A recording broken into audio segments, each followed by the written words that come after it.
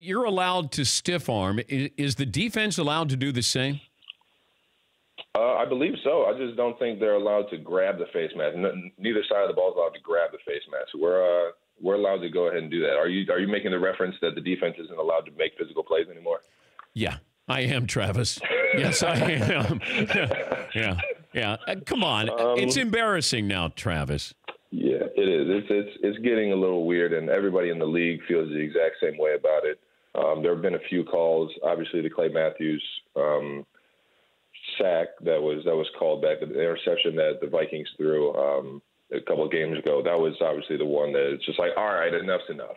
Like we can't keep going along with this because now it's changing the outcome of football games, and nobody wants this kind of ending to a football game. So.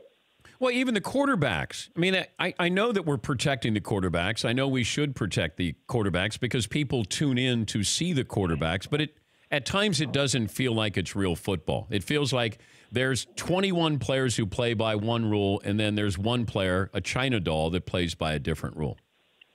Yeah, and I know a lot of quarterbacks out there that have pride and are tough guys. There actually are tough quarterbacks out there. So they're kind of looking at this rule like, oh man, this is making me look like a softie, or this is making me look like I'm the bad guy, and I don't even want any of this to happen. So it's just it's tough for everybody right now, and unfortunately, we got to get this thing figured out. For more Dan Patrick Show, tune to Audience Channel 239 on DirecTV or download the Dan Patrick Show app.